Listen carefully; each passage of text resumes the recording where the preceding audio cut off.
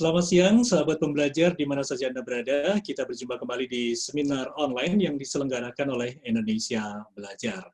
Indonesia Belajar adalah sebuah media untuk belajar yang berisi motivasi, inspirasi, dan tentu saja pengetahuan dari para narasumber terbaik Indonesia. Indonesia Belajar hadir dalam platform mobile aplikasi yang bisa Anda download di Google Play Store ataupun Apple App Store. Dan terima kasih untuk Anda yang sudah download. Dan juga Anda bisa klik website kami di indonesiabelajar.id. Anda juga bisa atau sepertinya harus follow ya Instagram kami di indonesia_belajar.id. Baik, sahabat pembelajar, di setiap hari Senin jam 2 siang kita bakalan seru-seruan ngomongin entrepreneurship, ngomongin UMKM, dan lain-lain bersama Coach Pinpin Bakhtiar, CPM Asia, founder Setsi Institute, yang sudah hadir di tengah kita. Selamat siang, Mas Pinpin. Mas Dewa, selamat siang. Senang jumpa lagi, Mas Dewa. Bapak Ibu, teman-teman. Ini kita sapa ini, ada tamu-tamu spesial ya siang hari ini, Mas Pinpin ya. Betul. Ada Pak Supriyatin, ada Pak Yahya juga. Pak Yahya, Pak Prasetyo Limus, Pak Enggi, Pak Rafael juga. Wah, luar biasa. Oke, siang hari ini kita akan membahas mengenai My Life, My Entrepreneurship ya. Biasanya My Life, My Adventure. Entrepreneurship-nya juga adventure ya. Kayak naik roller coaster gitu ya. Oke, nanti Mas Pimpin akan elaborasi untuk kita semuanya, dan untuk Anda sahabat pembelajar, Anda bisa sharing atau tanya atau diskusi di Zoom group chat, atau lebih asik juga nanti bisa buka mic dan buka kamera ya. Oke, Mas Pimpin, kita akan bahas nih yang My Life, My Entrepreneurship ini. Silakan Mas Pimpin. Oh iya, Mas Dewa, terima kasih waktunya. Salam jumpa lagi kembali dengan teman-teman, dengan Bapak Ibu, dengan banyak sekali senior saya hari ini. Kemarin sama Mas Dewa, sama Mas Dwi sempat terbersit pandangan yang agak lucu, agak nyeleneh. Kita nih awalnya hendak menjadikan sesuai nama forumnya kan, UMKM Belajar. Tapi bisa dikatakan 80% yang hadir justru guru-gurunya UMKM ini. Sempat terbersit kemarin, apa kita ganti aja ya forum strategic entrepreneurship atau strategic UMKM. Iya, minggu lalu ya, sempat diskusi malah nggak selesai-selesai. Iya. Ya, Mas Dewa, jadi teman-teman sekalian, saya belum jadi host ya. Nah.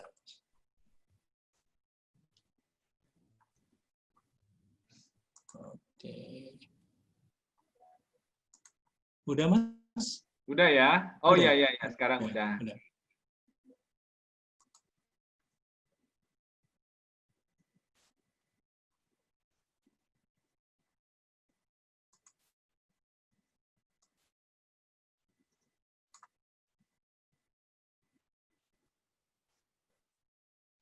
Oke, udah kelihatan, Mas. Ya, baik teman-teman, saya akan mulai sesi saya. Jadi ini sesi ketiga. Sesi pertama itu kita membahas tentang entrepreneurship ya. Ya, saya berjuang untuk mengelaborasinya. Jadi memang kalau yang teman-teman ikut sesi pertama memang ada elaborasi, ada frame-frame muncul. Sehingga akhirnya itu terkonklusi, apa sih definisi entrepreneurship itu? Kita lumayan agak konklusif bercerita bahwa entrepreneurship itu adalah semangat keberpeluangan. Nah, ketika di tataran semangat keberpeluangan, itu menjadi relevan. Artinya kalau entrepreneurship hanya untuk bisnis doang, bisnis saja, kan terminologi intrapreneurship menjadi tidak relevan kan.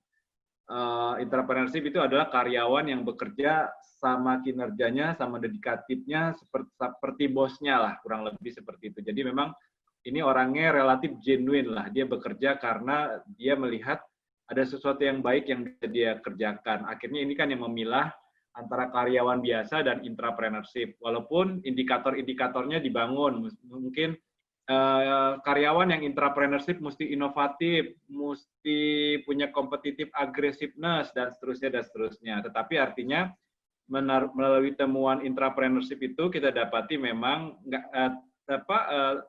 terminologi entrepreneurship itu nggak bisa dikurung untuk hanya urusan bisnis semata begitu.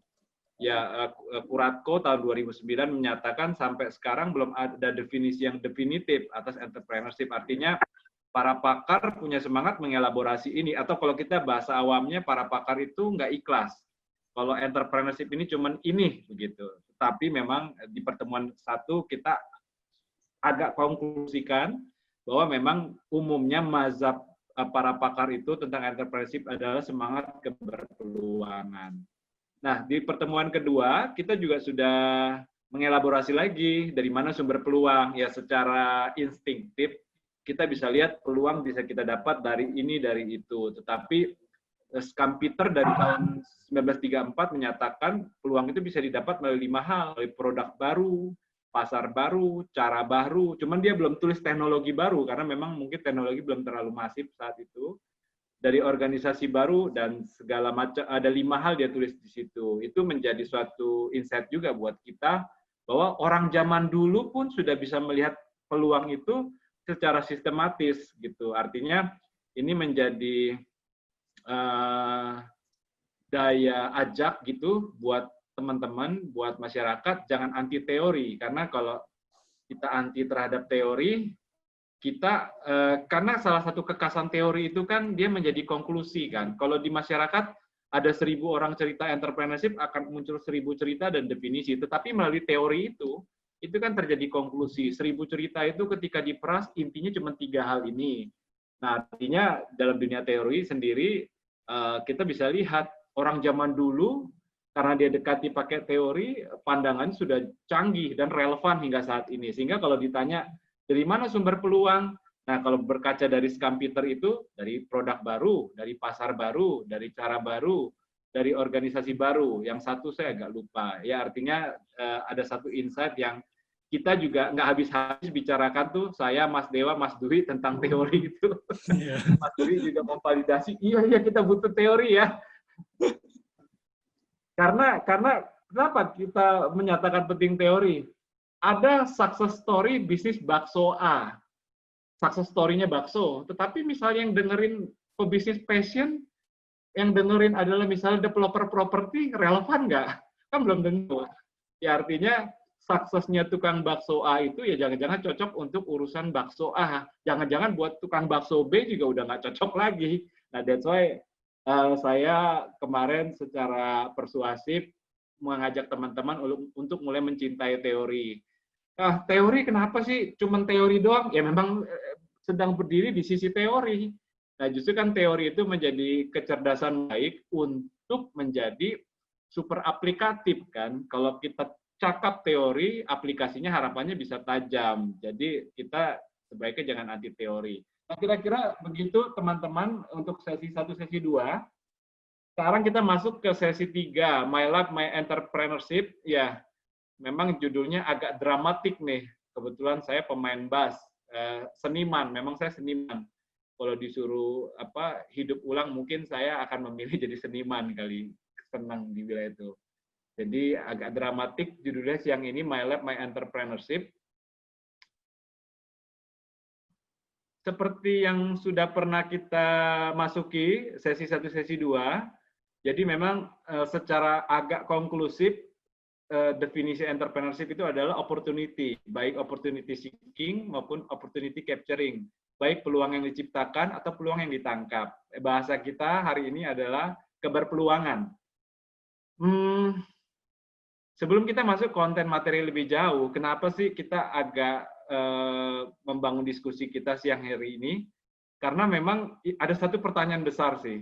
Apakah entrepreneurship itu cukup di tataran spirit, cukup di tataran gagasan baik, dan seterusnya? Kebetulan saya studi di bidang ini, jadi saya dalam premis, enggak. Saya justru entrepreneurship ini elaboratif sekali dan implementatif sekali dalam seluruh lini bisnis, misalnya seluruh lini kehidupan dan bisnis misalnya. Contohnya apa? Ya memang kadang-kadang kalau di dalam usaha itu terjadi dikotomi kan. Kalau masih baru mulai usaha, entrepreneurial aja, entrepreneurship aja. Tapi kalau udah mulai korporasi, udahlah lupakan entrepreneurship lah gitu. Mereka masuk ke wilayah strategik, makanya ada konsep namanya strategic entrepreneurship. Itu mensintesa kedua dikotomi itu, Bapak Ibu. Dan melalui paparan hari ini, saya coba menggambarkan entrepreneurship itu relevan kok di dalam seluruh perjalanan bisnis, baik dari tahap pengembangan bisnis hingga masa sekarang hingga pada akhirnya. Itu yang saya coba hadirkan pada siang ini, Bapak Ibu. Kemarin kita sudah berbicara entrepreneurship dalam tataran yang agak abstraktif, tapi hari ini saya coba agak sedikit konklusi. Jadi memang kalau dalam konteks manajemen bisnis, entrepreneurship itu adalah fase yang bagaimana dari fase entrepreneurship menuju kepada enterprise atau enterprises. Jadi bagaimana dari tahap menangkap peluang, menciptakan peluang, hingga menghasilkan sebuah perusahaan. Jadi ya kalau dalam konteks pengertian ini, jangan ngaku entrepreneur kalau tidak punya niat buka perusahaan. Nah kira-kira begitu makna yang muncul dari konsep atau premis ini, Bapak Ibu. Hari ini kita akan berbicara tentang my life, my entrepreneurship. Jadi hidupku adalah entrepreneurship-ku. Nah, kan sebelum kita masuk, saya akan sedikit memberikan studi kasus kepada Bapak Ibu. Mungkin Bapak Ibu yang sering belajar manajemen dan bisnis, yang sudah baca buku Good to Great, pasti kurang lebih sudah pernah mendengar, bahkan mengetahui secara lebih jauh tentang Darwin Smith ini. Jadi memang Darwin Smith ini adalah CEO-nya Kimberly Clark. Ini adalah perusahaan kertas, Bapak Ibu, ya. Jadi memang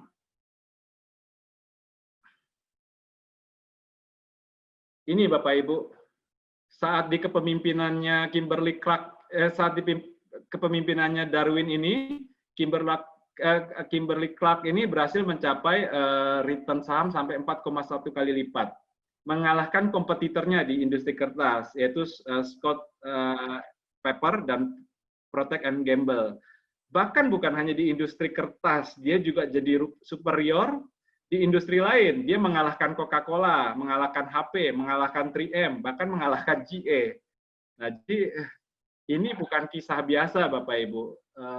Pencapaian yang Darwin Smith lakukan ini luar biasa.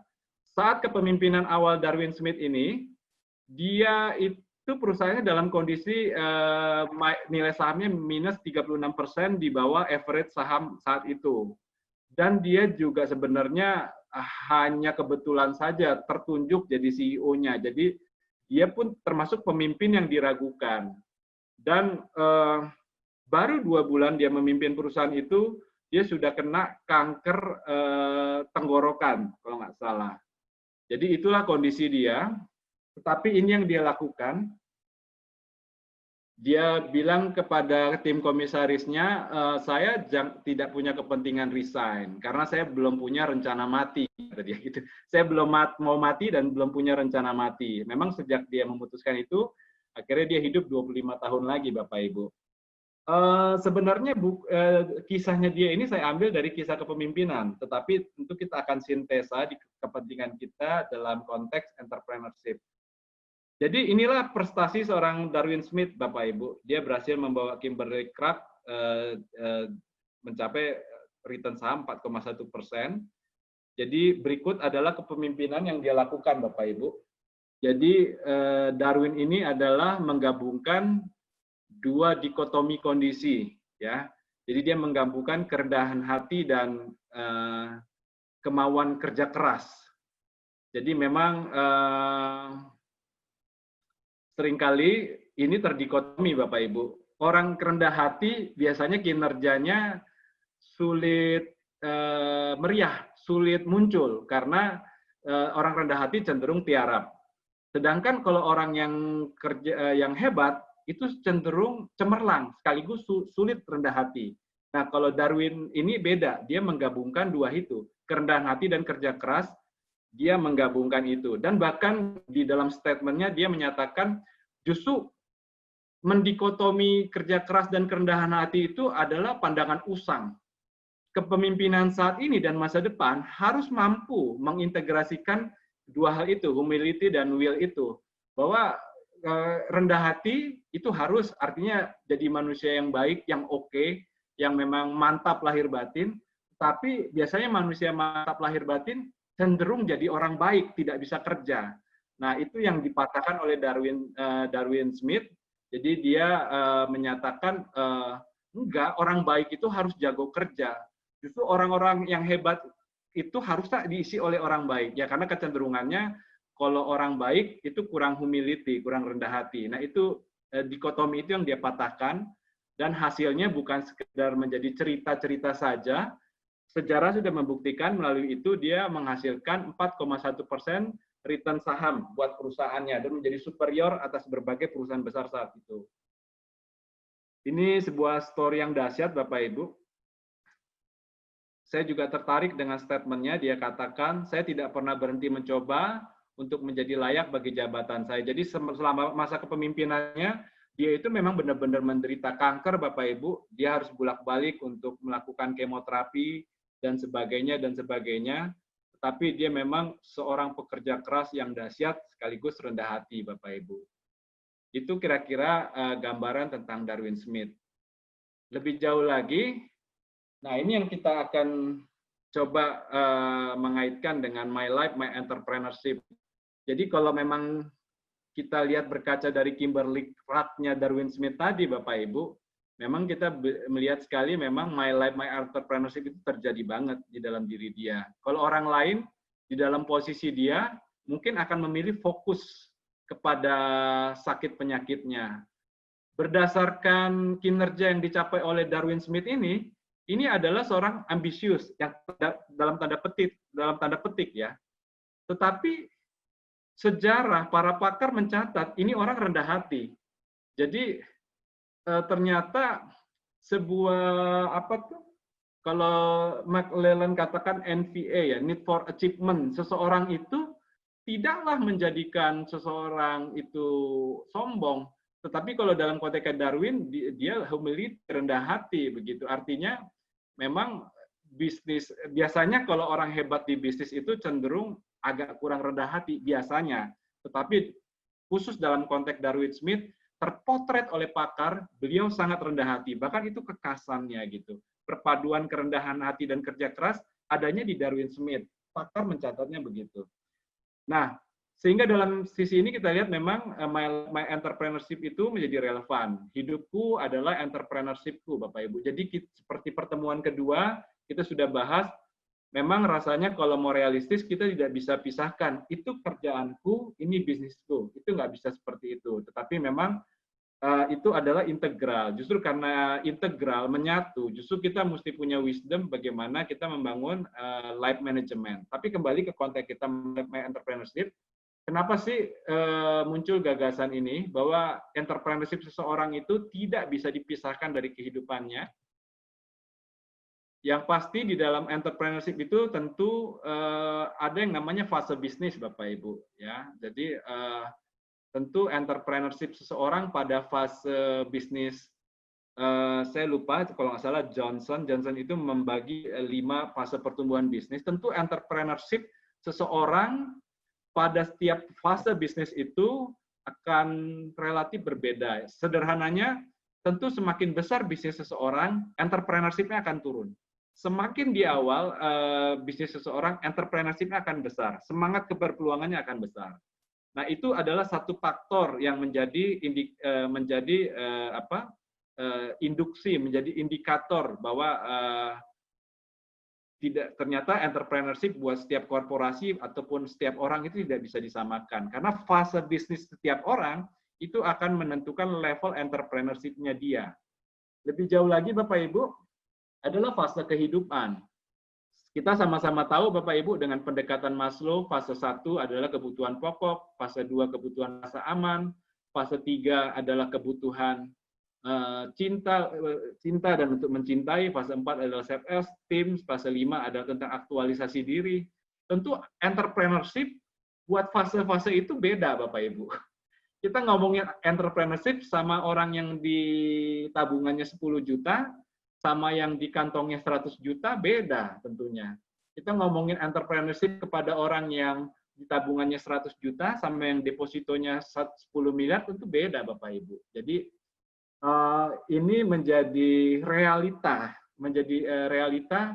tentu kan saya kasih contoh kasus, misalnya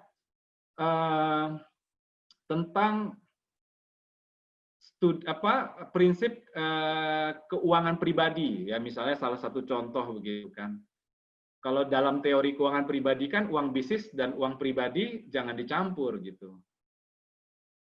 Tetapi misalnya ada orang punya usaha dan kebetulan produknya laku dan dia belum punya rumah.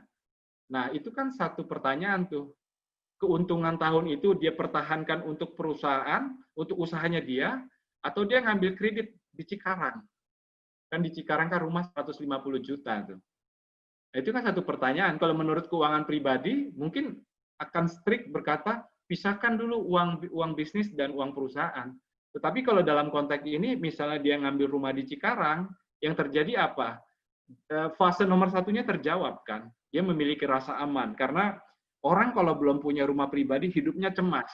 Kalau orang hidupnya cemas, bagaimana dia bisa menjalankan usaha dengan gagah. Nah, artinya tidak serta-merta prinsip keuangan pribadi itu letterlek relevan diterapkan kepada setiap entrepreneur. Dan banyak kasus-kasus seperti itu, sehingga artinya memang kita harus berani melihat memang entrepreneurship itu bukanlah satu sektor yang bisa diterapkan kepada semua konteks.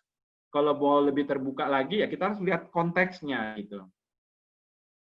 Lalu juga entrepreneurship juga kita lihat pada tahap fase pribadi orangnya, ya. Jadi orang berpengetahuan ponten 6 sama orang berpengetahuan ponten 9, tentu daya entrepreneurship-nya beda.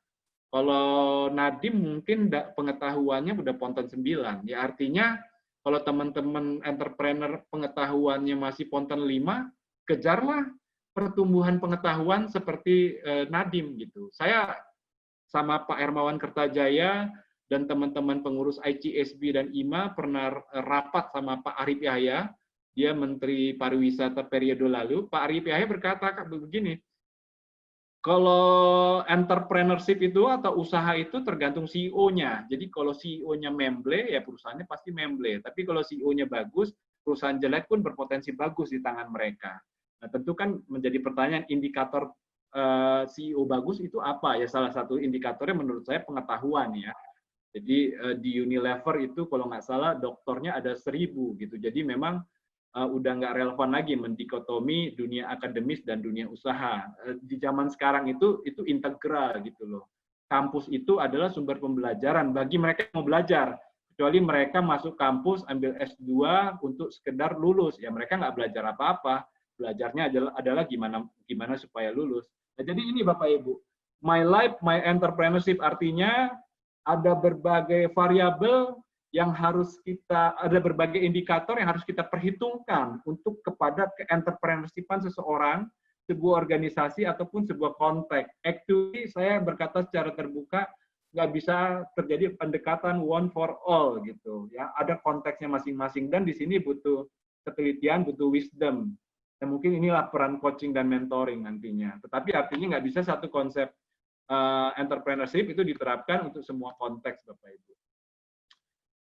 Itu dalam tataran untuk personalitasnya si entrepreneur-nya. Nah, sekarang kita masuk ke tahap yang lebih jauh lagi di tataran organisasi bisnisnya. My business, my entrepreneurship. Ya, seperti di awal saya sampaikan, seringkali ini didikotomi. Entrepreneurship hanyalah urusan ketika kita mulai membangun usaha. Kalau udah masuk tengah, besar, bahkan siap-siap masuk ke global business, IPO, lupakan entrepreneurship. Kita masuk ke fase korporasi. Makanya ada lahir konsep strategic entrepreneurship, artinya melek peluang sekaligus melek keunggulan secara bersamaan. Nah, saya mencoba menggambarkan entrepreneurship itu relevan Bapak Ibu kepada semua jenjang. Berikut staging-staging yang saya coba gambarkan. Ya saya sepakat, untuk kebermulaian itu kita butuh yang namanya entrepreneurship. Kalau yang di sesi 2 kemarin kita juga udah membahas tentang cara memulai usaha. Ya udah, nggak ngerti apa-apa, jalan dulu, jalan dulu. Makanya kan Bob Sadino, almarhum Bob Sadino kan menentang itu dengan keras. Udahlah, nggak pakai belajar-belajar, nggak pakai teori, udah masuk dulu. Nah, dalam konteks itu dia benar. Kalau kita mesti S2 dulu untuk memulai bisnis, ya menjadi tidak relevan entrepreneurship sebagai realitas kehidupan. Itu terlalu teoretikal gitu. Jadi ya entrepreneurship ya semangat mulai aja dulu, mulai aja dulu. Penuh keterbatasan, penuh kebingungan, nggak apa, mulai aja dulu. Ya mungkin mulainya dari size yang kecil.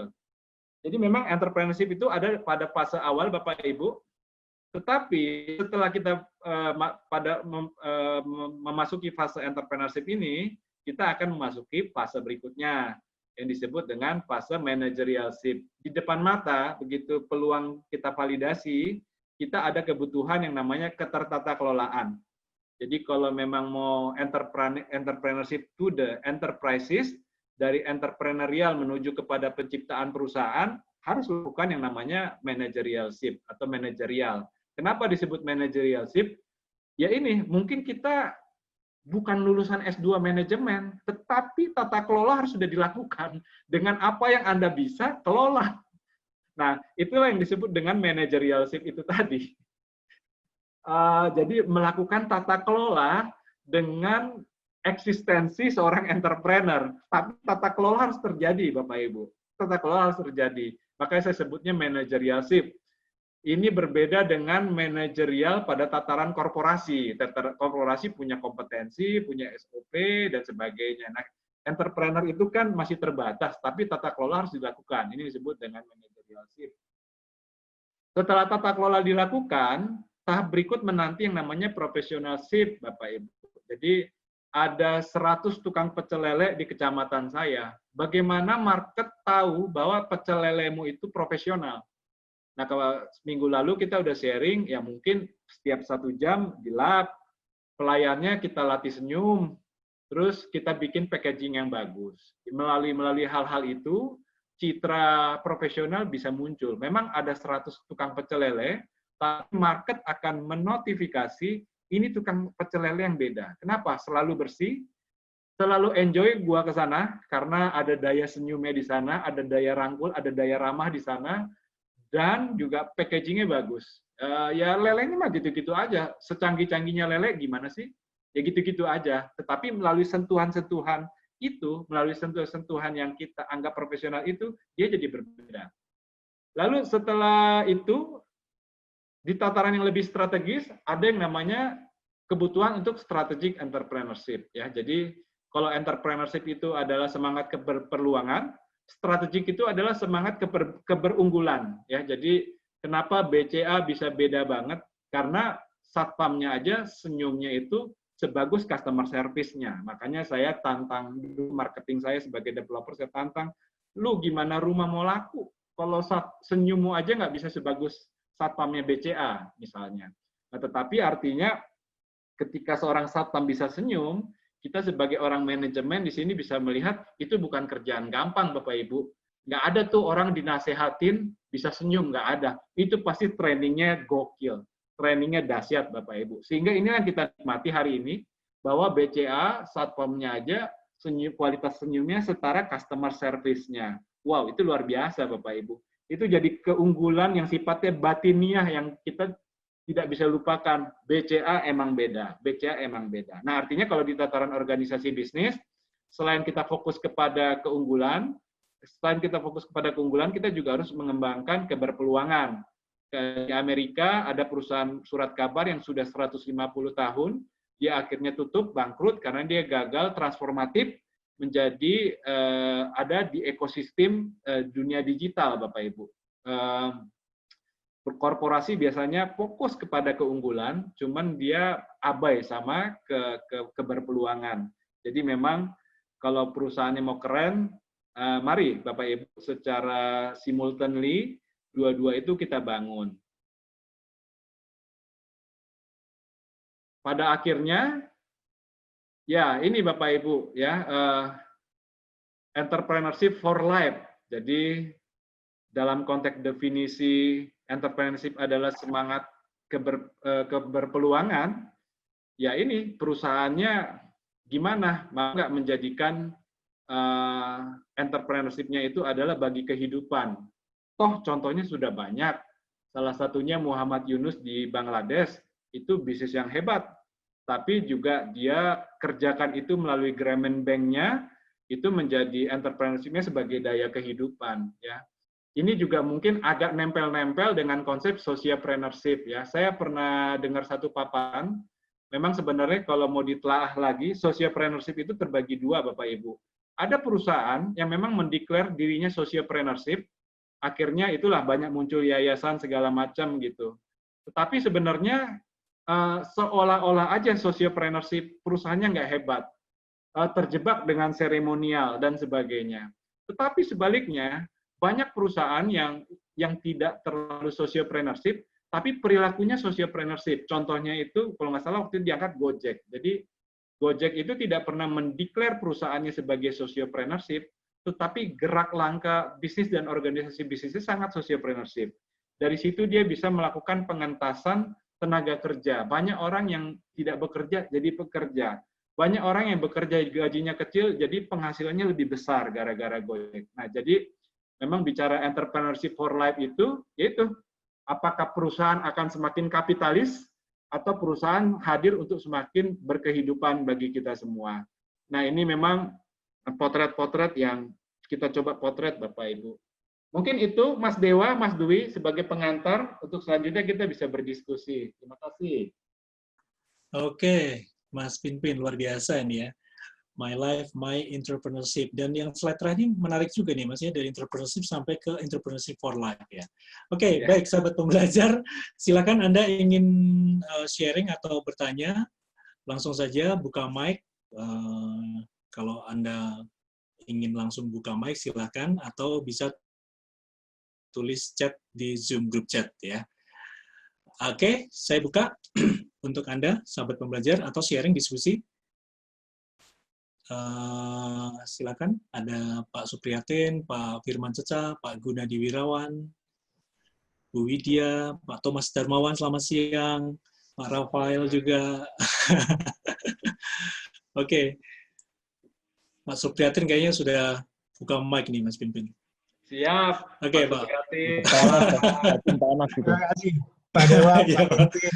Pak, ini banyak senior-senior juga di sini. Ada Pak Rafael, Pak Gunadi, Pak Thomas, Pak Yaya ini buka mic nanti. Wah, luar biasa ya. Siang ini kita luar biasa, Pak. Betul-betul, siang ini kita luar biasa. Agak nervous juga nih ngadepin kamera yang sekarang. Oke, Pak Dewa. Jadi, apa yang dirangkum oleh Pak Pinpin itu sungguh esensi ya, Pak ya. Jadi pada dasarnya kan sebetulnya menyangkut kepada meaning daripada entrepreneurship. Akan tetapi kita di sini kan ingin membangun, Pak, generasi penerus nih, Pak, bukan generasi 17 tahun seperti saya, Pak ya. Bukan itu. Kita ingin membangun anak-anak muda. Ini kalau Pak Yaya jelas bahwa beliau itu selalu mau membangun orang-orang muda yang punya niat entrepreneur yang bagus. Jadi dari rangkuman itu, Pak, saya melihat bahwa kalau tadi Pak Pinpin jelaskan ada dua aspek, Pak. Satu academic smart, yang kedua adalah street smart. Jadi artinya kadang-kadang kita berbicara tentang teori. Lalu kapan kita mau kerja gitu? Nah ini mungkin adanya hanya di kelas, yaitu tentang akademik. Tapi kalau street bicaranya tentang praktek. Nah, keduanya ini semua nggak ada yang salah, Pak. Model orang-orang tua kita dulu, pokoknya praktek aja. Tadi Pak Pinpin sudah katakan, almarhum Bob Sadino praktek aja. Nah, sekarang kita integrasikan, Pak. Kedua integrasi itu bisa kita gabungkan, bisa menjadi suatu power yang besar apabila ada 5C sebetulnya, Pak. Yang lalu kita udah bicara tentang 3M, terus future entrepreneurship dan seterusnya. Nah, 5C ini adalah satu orang-orang muda ya Pak yang mau masuk ke dunia entrepreneur. Dia harus memiliki suatu confidence, ya. confidence itu harus didukung oleh capability-nya. Atau kita gabungkan confidence dengan capability. Yang ketiga adalah conscientiously, yaitu di mana orang itu harus punya etika bisnis. Jadi berbicara, punya bahasa yang bagus, punya nalar entrepreneur yang bagus, bagaimana dia bisa memperdagangkan produknya dan seterusnya. Yang keempat adalah konsisten. Jadi dia jangan terus pindah. Kalau dia nggak konsisten, dia nggak akan menjadi seorang entrepreneur yang kita katakan berhasil. Belum sukses ya Pak ya, berhasil. Dan yang kelima adalah dia konsekuen. Dia harus bertanggung jawab atas segala apa yang dia lakukan. Dia tidak boleh bohong dan dia harus bertindak jujur. Dia juga harus bertindak ikhlas terhadap apa yang dia sudah lakukan dan akan dia lakukan. Nah, kesemuanya ini menjadi bagian daripada apa yang sebetulnya Pak Pimpin sudah jelaskan di muka tadi, Pak. Kira-kira kurang lebih seperti itu, Pak, untuk entrepreneur muda. Kalau yang senior-senior, saya takut, Pak, bilangnya. Terima kasih, Pak. Kurang lebih seperti itu, Pak, bagiannya. Oke, terima kasih Pak Suprihatin Budiman ya. Atas 5C-nya Mas Pimpin, ada komentar untuk sharing dari Pak Suprihatin ini, Mas Pimpin? Yang pasti saya setuju sama Pak Suprihatin, itu untuk yang muda-muda, Mas Dewa. Yang senior takut kita.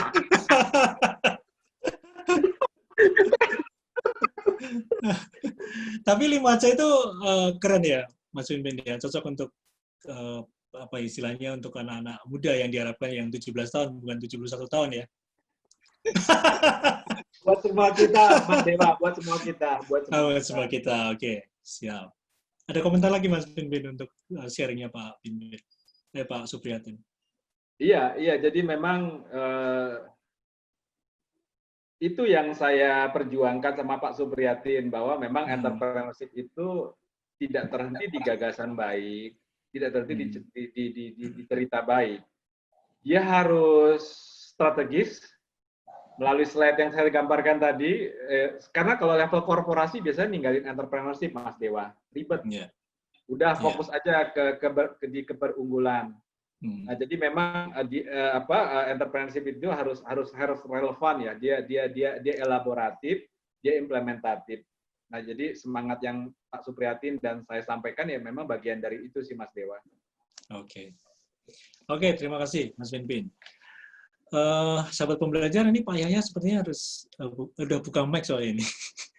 Wajib ya. Sharing Pak Yahya. Kita pengen dengar juga Pak Yahya. Mohon masukannya Pak.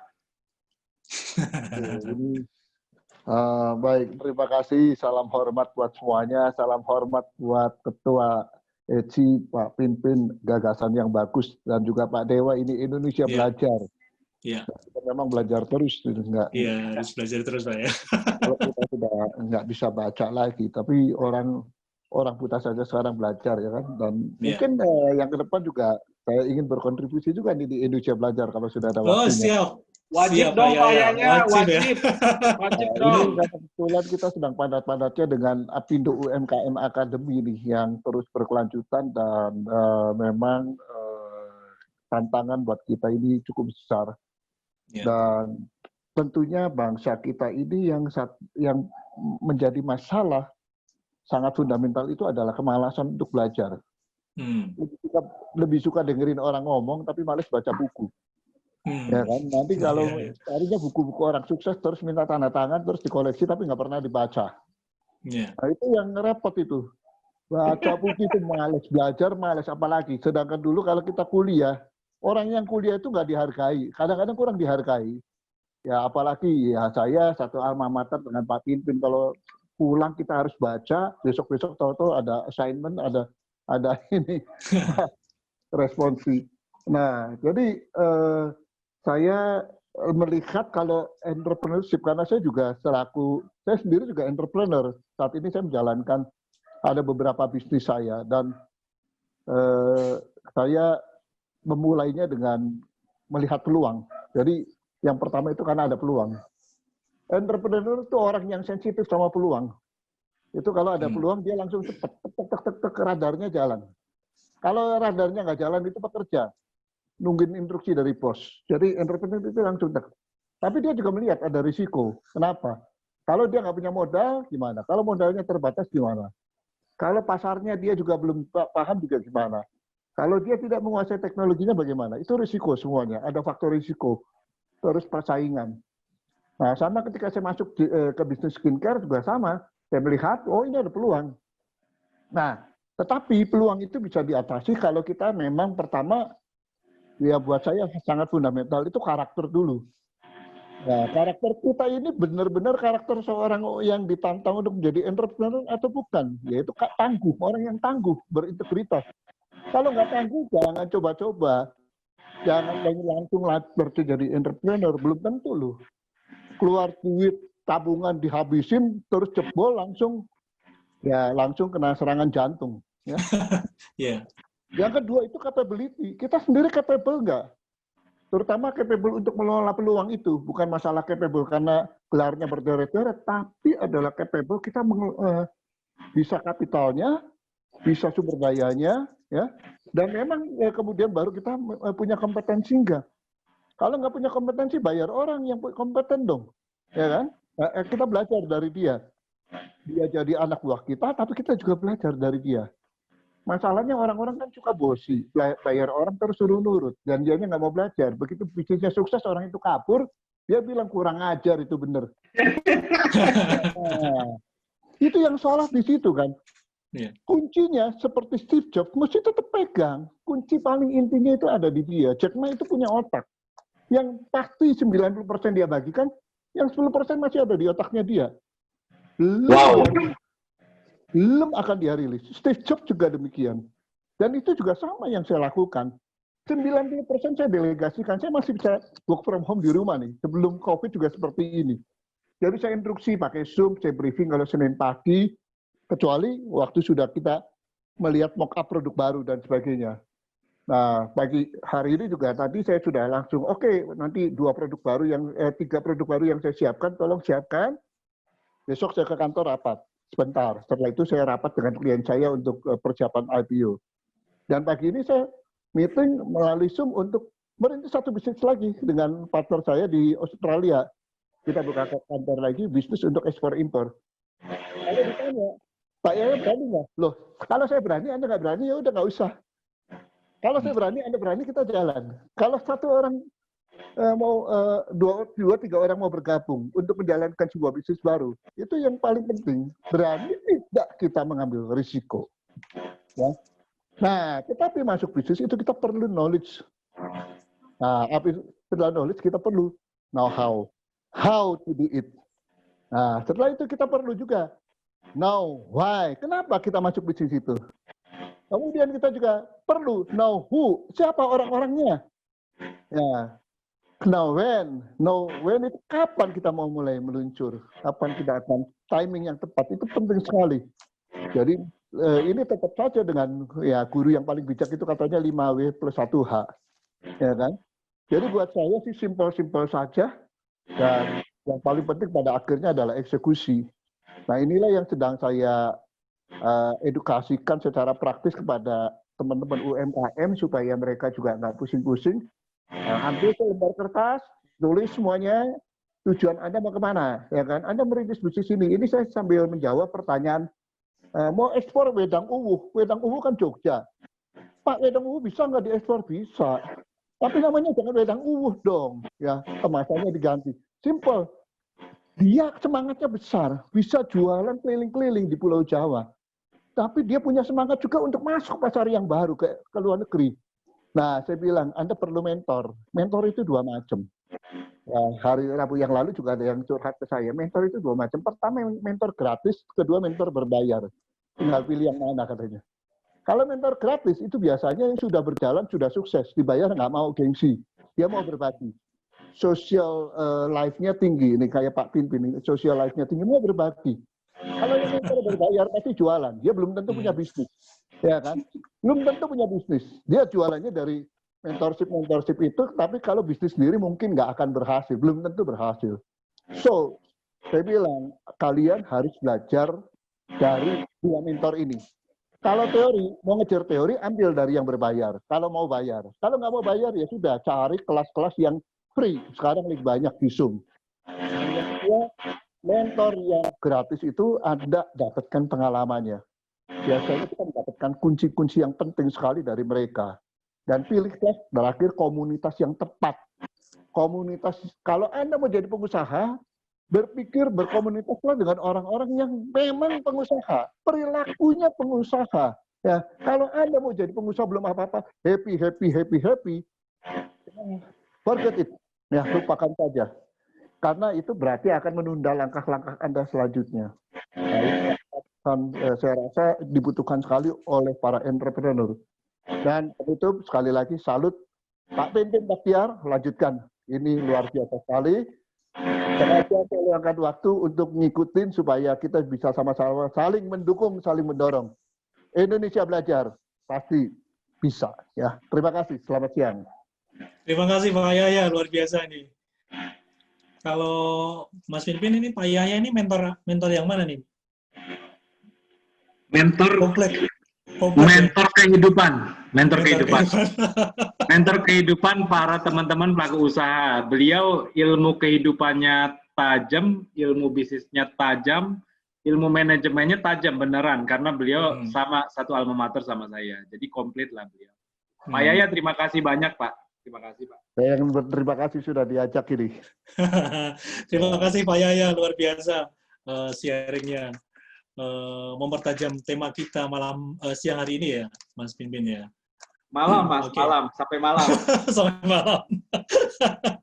Salam. Oke. Salam salim.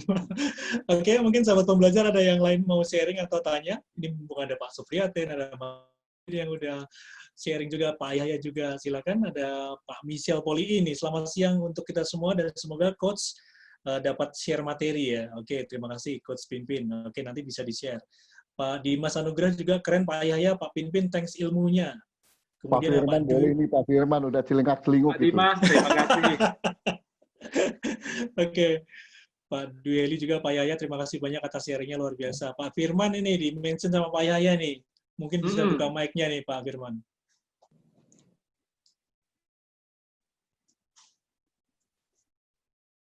Silakan Pak Firman. Pak Firman mungkin mic-nya kok tidak bunyi ya?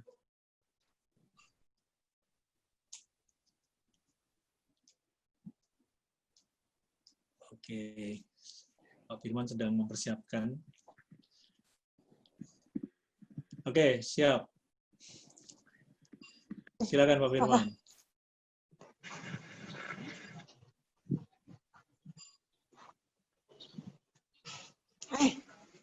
Pak Firman? Oh, Pak Firman belum... Kalau Pak Gunadi duluan boleh tuh. Pak Gunadi. Silakan Pak Gunadi. Pak Firman, mohon maaf nih belum bisa connect ininya, audionya. Mic-nya, audionya. Ya. Gunadi, di-unmute dulu Pak mic-nya Pak.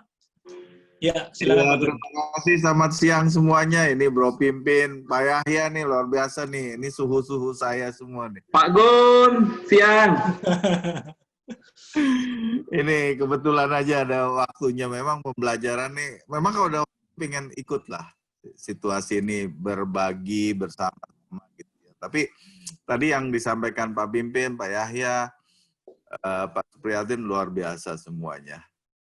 Saya belum pada tempatnya buat sharing, cuma selalu terngiang-ngiang nih Pak Pimpin, Pak Yahya nih. Siap. Dengan beliau dengan almarhum. Ya. Pak Ci itu ya. Dikatakan kita nih semuanya masih belajar, menggali. Setidak-tidaknya yang paling terkenal adalah paling biasa adalah bagaimana mencari peluang. Kita semuanya mencari peluang. Tadi juga ya, mencari peluang di entrepreneur itu memang mencari peluang. Tapi satu pesan beliau itu yang selalu terngiang, bukan mencari peluang, tapi menciptakan peluang. Memang ini udah tingkatnya udah tinggi nih Pak Pimpin. Iya nih. Iya. Tadi pada level mencari peluang, mencari bentuk dan lain sebagainya. Tapi memang dikatakan bahwa kalau bisa menciptakan peluang, itu yang luar biasa memang. Tapi ini kita menuju semua nih ke sana nih Pak Pimpin nih. Tadi dilakukan apa kita langsung atau apa teorinya ya dan lain sebagainya yang tadi Pak Pimpin katakan tadi sama Pak Yahya ya, tapi akan menuju ke sana. Saya setuju sekali akan menuju ke sana, menciptakan peluang. Sebetulnya kita berkumpul sini untuk menciptakan peluang semua. Kira-kira itu tuh. Tapi jujur pada taraf ini kita masih menggalang anak-anak muda, termasuk anak-anak saya juga nih, yang masih seradak-seruduk. Ibaratnya jalan, seruduk, jedot, balik lagi gitu kan. Tapi ini memang kondisinya demikian. Dan kita sebagai orang tua ya kita harus dampingin terus, kasih semangat, kasih support. Tapi juga tadi tambah lagi manajemen strategiknya juga perlu ditambah ya, dibekali lah setidaknya, jadi nggak asal tabrak, asal tubruk, asal jalan mentok nabrak ya, buang waktu dan buang biaya juga sebetulnya. Ini yang bentuk arahnya yang benar lah kira-kira. Nah ini Pak Pimpin, semoga kedepannya nih harapannya upayanya ada satu bentuk pembelajaran yang menjadi guideline yang dipakai buat anak-anak kita ini kedepannya, sehingga terciptalah bentuk untuk menciptakan peluang itu tadi. Saya rasa itu Pak. Terima kasih. Pak Gun, terima kasih. Oke. Jadi Mas Dewa, saya sepakat dengan Pak Gun. Jadi memang bicara peluang itu bisa didapatkan dari dua hal ya. Jadi dari menangkap peluang. Jadi memang kalau dia peka peluang, peluangnya ditangkap. Di saat orang lain jualan ayam geprek laku, ya dia masuk aja, kan lumayan dapat market share kan. Dari market share baru dia belajar lagi lebih jauh untuk mengkristalkan arah bisnisnya kemana. Tapi memang yang kedua, seperti yang Pak Gun sampaikan ya, jadi menciptakan peluang. Jadi memang peluang bisa didapatkan dari dua itu. Saya sepakat Pak Gun, dari penciptaan dan dari penangkapan. Thank you Pak Gun penguatannya. Ya, terima kasih Pak Yahya, Pak Pimpin, sama Bapak-Bapak sekalian, Pak Dewa. Saya belum kenal, sekalian kenalan Pak Dewa. Siap, oh ya, terima kasih Pak Gunadi. Oke, Mas Firman udah ready, Mas Firman? Pak Firman? Oke, sudah buka mic. Tes. Tes. Bisa? Oh iya, siap. Mantap. Oke, silakan Mas. Aku nggak banyak komentar karena kebetulan juga baru pembelajaran lagi ya. Dulu memang pernah menjadi seorang entrepreneur ya di industri kreatif ya. Terus kembali berjalan malah banyak belajar mengenai marketing details gitu kan. Tapi nyangkutnya di dunia usaha, ikutan orang, di korporasi. Nah ini sekarang bersama Bro Pimpin tadi dari Pak Yahya juga luar biasa ya. Saya dapat insight baru itu. Insight baru bagaimana memang mesti memulai lagi lah. Artinya memulailah, melangkah lah gitu. Dari saya itu aja Mas Dewa. Terima kasih. Oke, terima kasih Mas Firman. Oke, Mas Mimin ada komentar untuk sharingnya Mas Firman ini?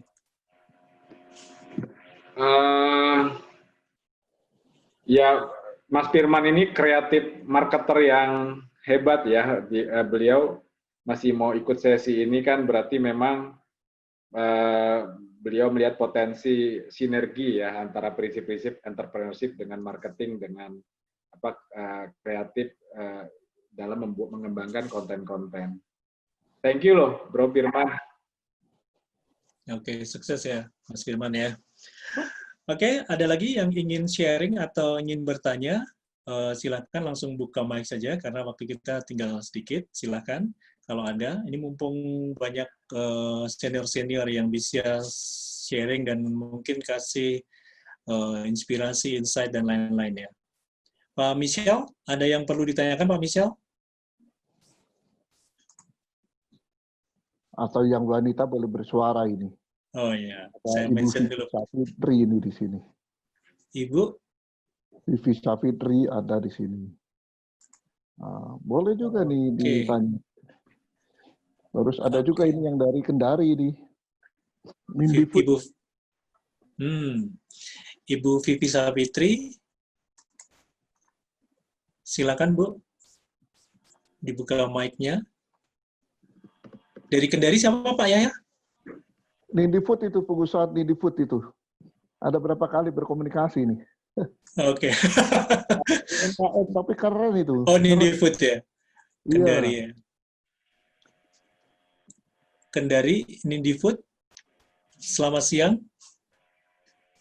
Mendengar suara saya? Ya, Oke. nggak boleh malu-malu kalau di kelas Iya. seperti ini. Namanya entrepreneurship itu nggak ada malunya. Mesti berani. Selamat siang semuanya. Oke, selamat siang Bu Vivi. Silakan Bu Vivi. Silakan. Ya,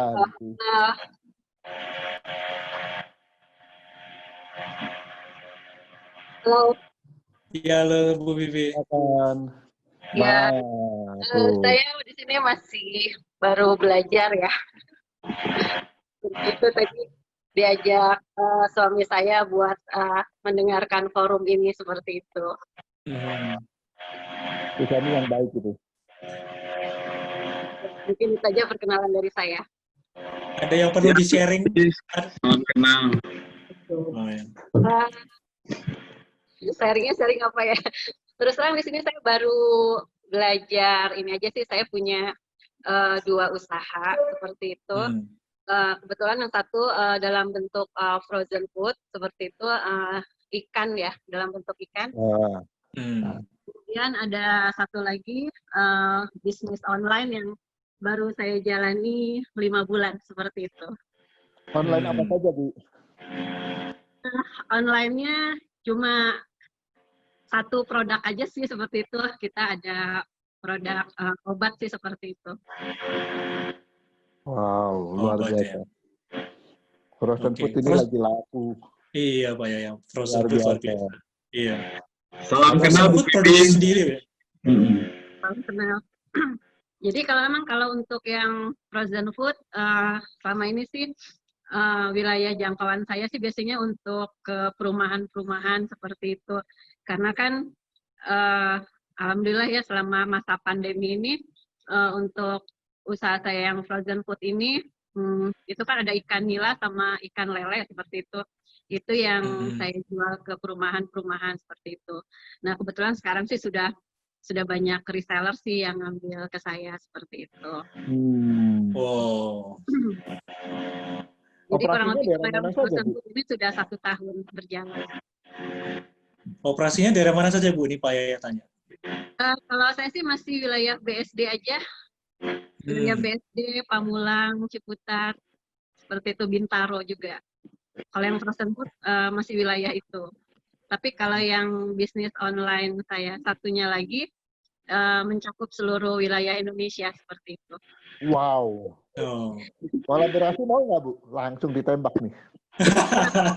Entrepreneur itu kalau lihat peluang langsung ya. Peluang lewat langsung. Ini ada kolagen snail dari pabrik saya. Kolagen dan snail. Ada produk itu ya Pak.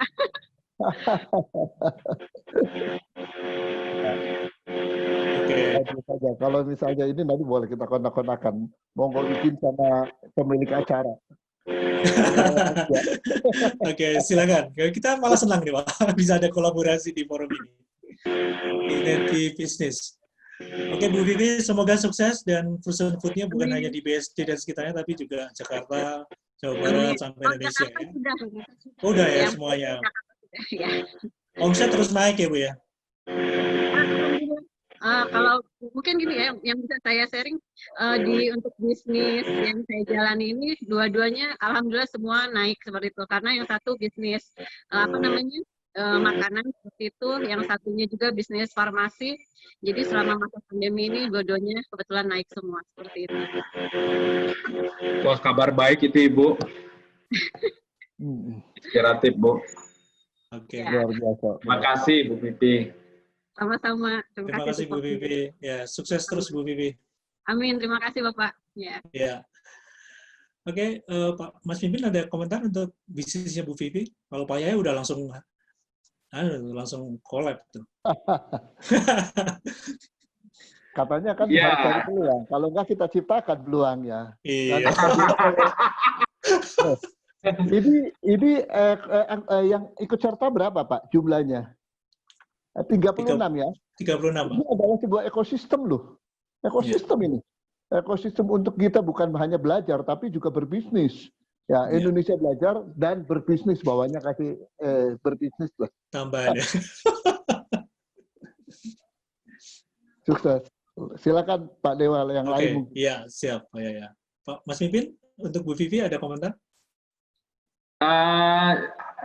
Mengapresiasi lah bahwa ya kisah Bu Pipi itu jadi inspirasi buat kita semua. Oke. Tadi di-mention Pak Yaya juga Kendari, ya. Kendari ini Pak Arham. Ayo. Sudah ada suaranya Pak Arham? Dibuka mic-nya dulu Pak Arham.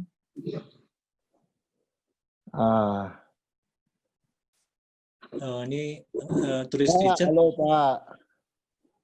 Di-unmute dulu Pak mic-nya Pak. Ya, kita siap ekspor nih Pak Arham nih katanya. Halo, Assalamualaikum. Selamat sore Pak. Waalaikumsalam warahmatullahi wabarakatuh. Silakan Pak Arham. Ya. Sharing atau pertanyaan silakan. Saya tertarik masuk karena ya kita juga sama-sama baru belajar Pak. Yeah. Jadi kenapa saya di sini hari yang lalu, bulan lalu kami sempat dipercaya oleh Kemenpar dijadikan produk balasa Pak. Jadi bantuan langsung apa istilahnya kemarin itu. Jadi ada 2.000-an Pak. Jadi di situ salah satunya dari kementerian ketika mereka bagi sembako yang mereka pakai produk UMKM. Itu di situ kami sadar bahwa ketika dia pakai produk UKM itu banyak yang bisa kita berdayakan orang-orang yang ada di sekitar kita. Terus karena ordernya banyak Pak, 6.000-an kemarin waktu itu. Terus kemudian kita belanjanya di pasar, kita beli kunyitnya sekarung setiap hari selama 10 hari. Akhirnya memang pasar itu orang sudah mulai kita belinya sedikit-sedikit Pak ya. Jadi kita beli satu-satu orang. Jadi yang jual kunyit 1 karung, yang jual ini 1 karung. Jadi mereka betul-betul terkena dampak terkena dampaknya langsung karena kami beli memang di teman-teman kami yang UKM. Terus kemudian ada beberapa juga yang kita bagikan ke UKM lain untuk bisa memproduksi sebanyak 1.000-an. Itu akhirnya kami semua bisa punya semangat lagi untuk bangkit. Dan alhamdulillah sampai hari ini pun kami masih mendapatkan kepercayaan karena dari Kemenpar tadi Pak, sehingga sampai hari ini kami bisa eksis. Terus kemudian dari sini kami juga punya pengalaman bahwa kita akan mengembangkan produk unggulan yang ada di Sultra, yaitu abalon. Jadi di Sultra ini ada abalon Pak. Jadi ada pulau, kita cuma pakai jembatan saja sudah sampai di pulau namanya Pulau Bungkutoko.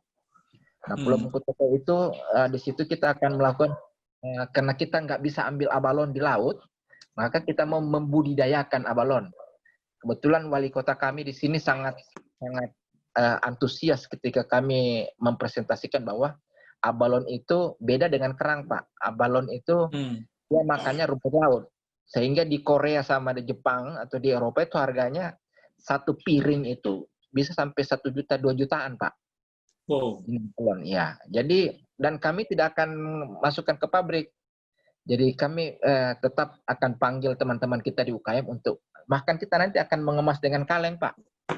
Jadi wisatawan yang datang ke sini nanti bisa ke kampung situ. Kampung itu namanya kita akan bentuk namanya kampung kuliner, kampung kerang.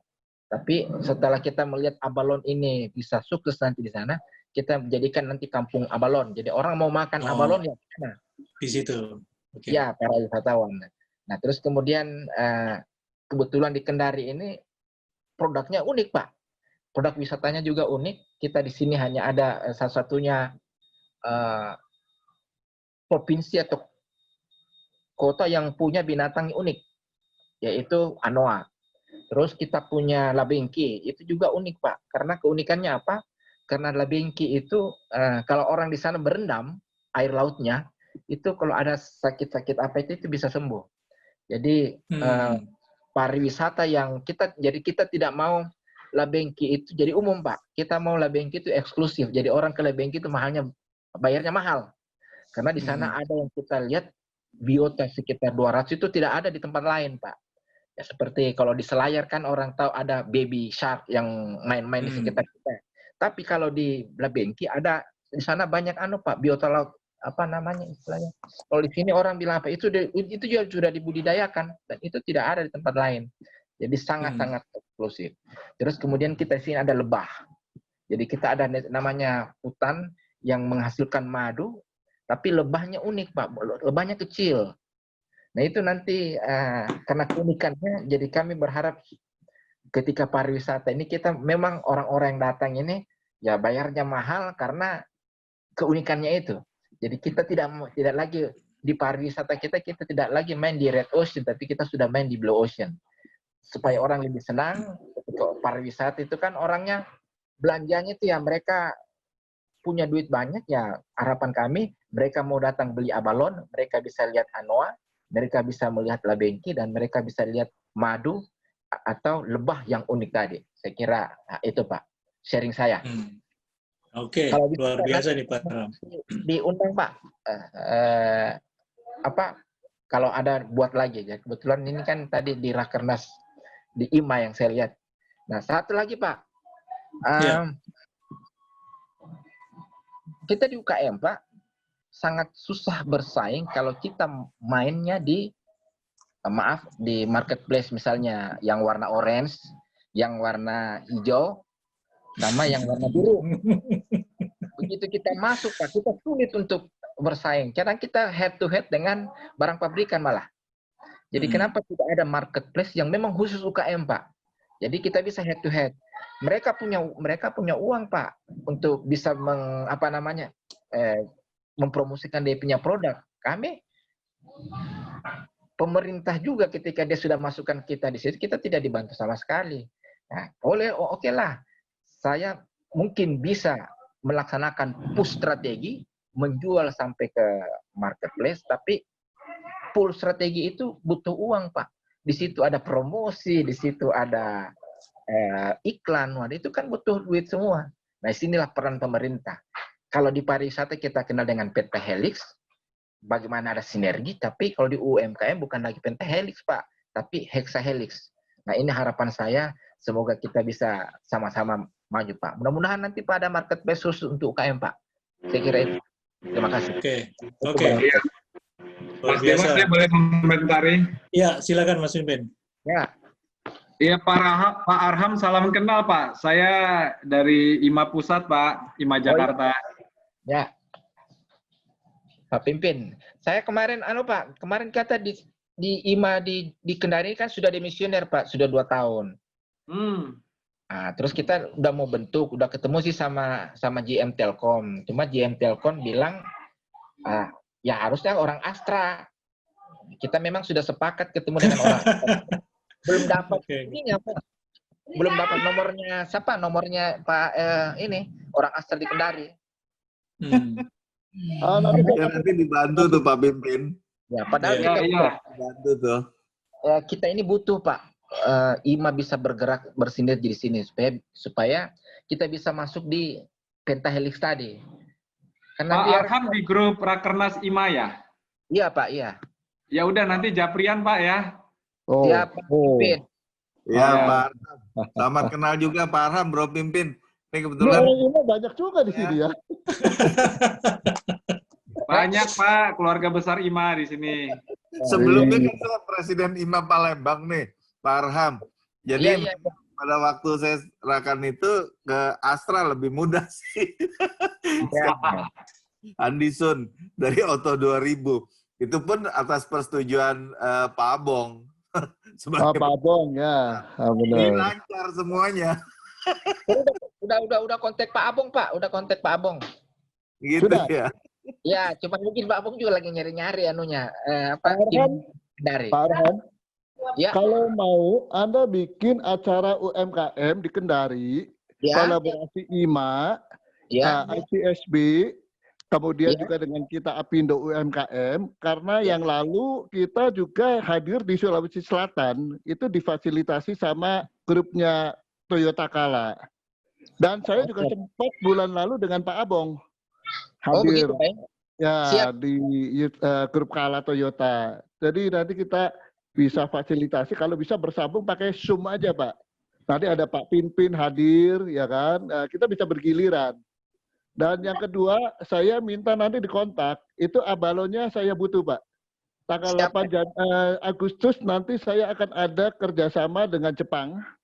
Ya. Di mana mereka juga membutuhkan produk-produk hasil laut dan juga UMKM. Pak, abalon itu Pak. Jadi abalon itu kan kalau kita ambil dari laut, ya. kita ambil anunya dulu Pak, kita ambil dulu bibitnya dulu, baru nanti kita kembangkan. Nah itu kita budidaya, ya budidaya. Itu lebih baik Pak. Karena jadi dilarang, bisa berkesinambungan. Ya. Jangan sampai tidak berkesinambungan. Betul Pak, karena saya di IMA saya di VP Sustainable Pak. Boleh Pak. Jadi kalau misalnya bisa itu nanti diinformasikan kan yang butuh Jepang dan China.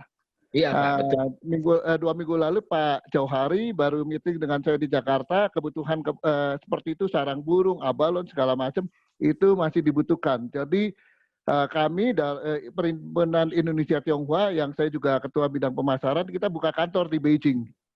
Ya. Oh iya, iya Pak. Oke ya.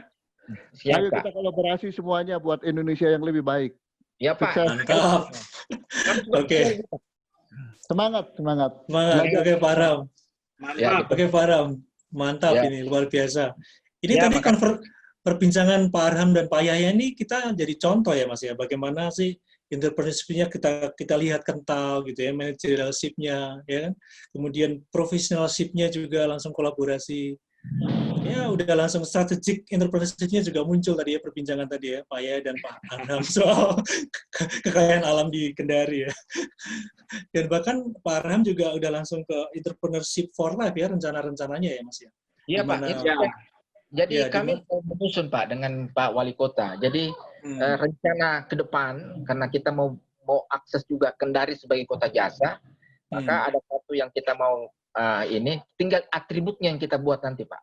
Ya. Jadi kita maunya nanti abalon itu oke lah mungkin di Palembang ada abalon atau mungkin di daerah Riau sana ada abalon, tapi yang terbaik masih di Kendari Pak. Oke siap. Rencana kami Pak. Ya. Oke. Ya, itu. Ya. Sukses Pak Arham.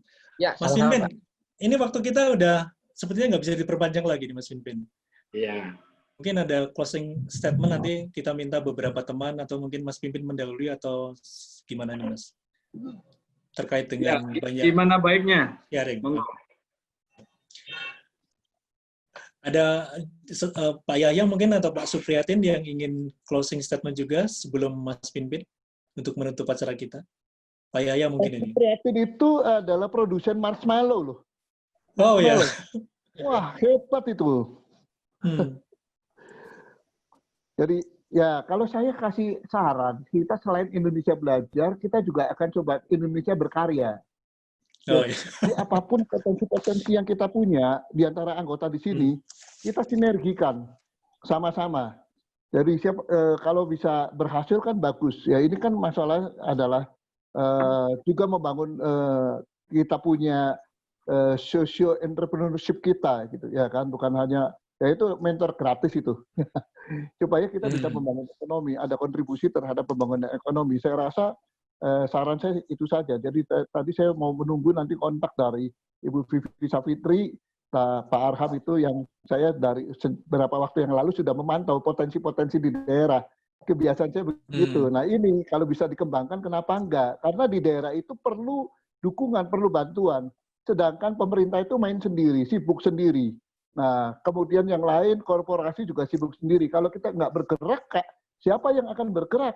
Sekarang perbankan juga tidak bisa berbuat apa-apa. Baru belakangan BUMN harus dukung UMKM. Tapi bagaimana polanya? Di Jawa Barat, Pemprov juga UMKM-nya nggak bergerak, ya sehingga ya kita terpaksa bergerak sendiri, mau nggak mau, karena nungguin pemerintah.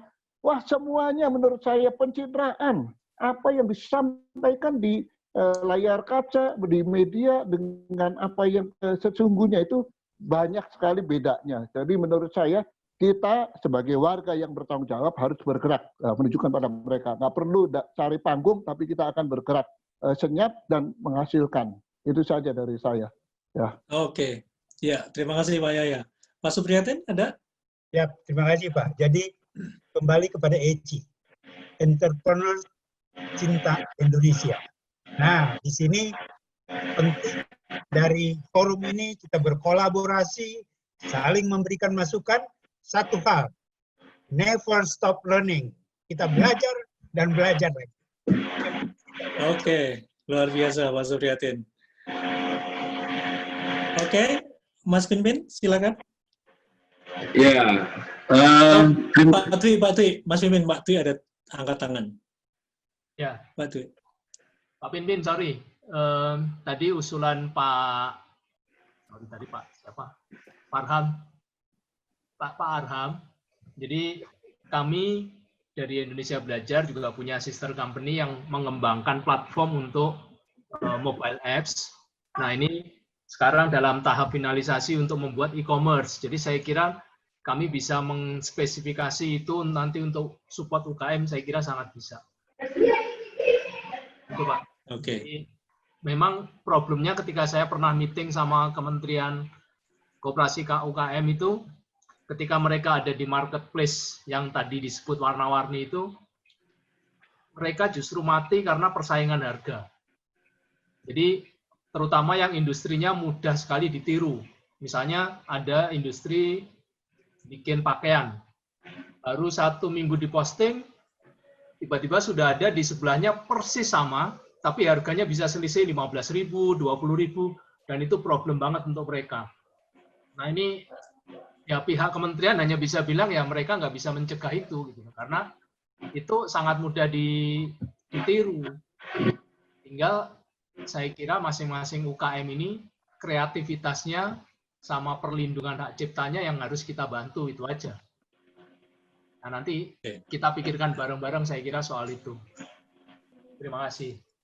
Oke, terima kasih Pak Dwi. Oke, Mas Pinpin, silakan Mas Pinpin. Mas Dewa, Mas Dwi, Bapak Ibu sekalian, terima kasih ya untuk sesi hari ini. Sesinya baik, menarik, dan menyemangati ya. Dan juga jadi banyak pembelajaran kita dapatkan melalui sesi hari ini. Berkaca dari sesi hari ini, memang saya pribadi melihat memang entrepreneurship, pengembangan bisnis, usaha, UMKM,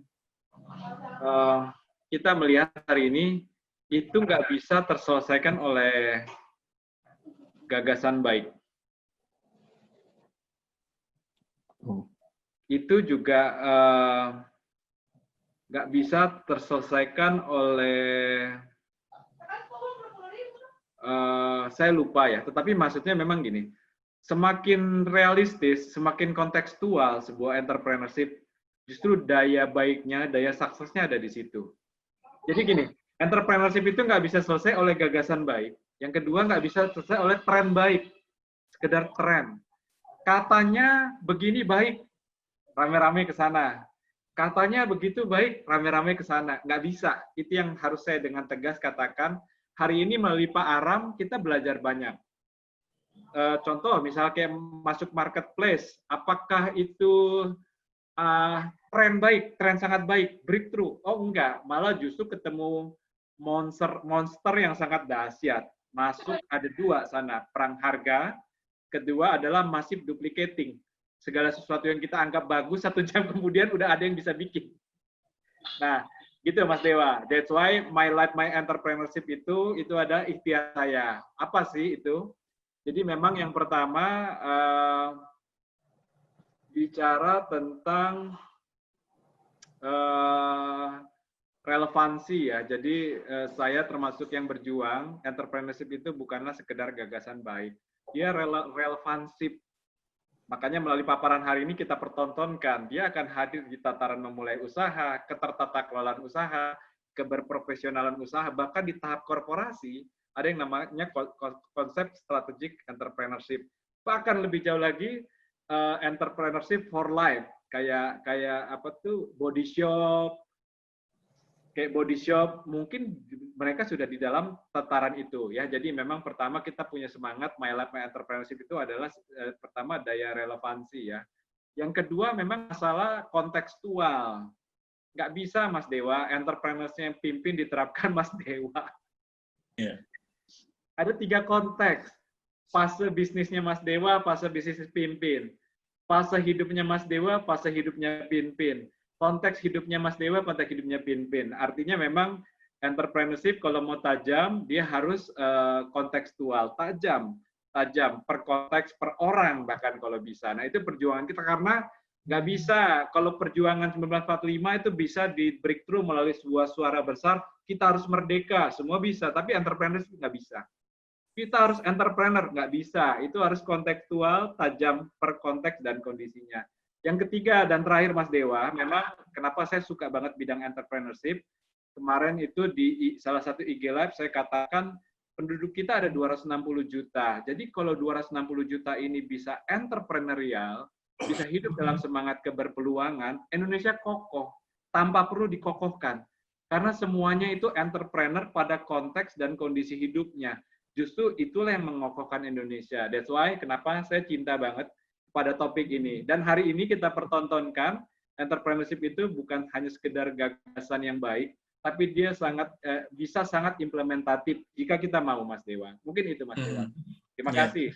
Oke, terima kasih Mas Pimpin, luar biasa. Tema kita hari ini My Life My Entrepreneurship. Terima kasih juga untuk sahabat pembelajar yang istimewa, yang buka mic, buka kamera, ada Pak Supriyatin, Pak Yahya, Pak Gunadi, Pak Firman, kemudian ada Pak Arham, juga ada Pak Rafael juga yang buka kamera, dan teman-teman sahabat pembelajar yang lain. Terima kasih atas waktu Anda untuk join pada siang hari ini. Terima kasih Mas Pimpin. Sukses untuk kita semua, sukses untuk UMKM, dan stay healthy.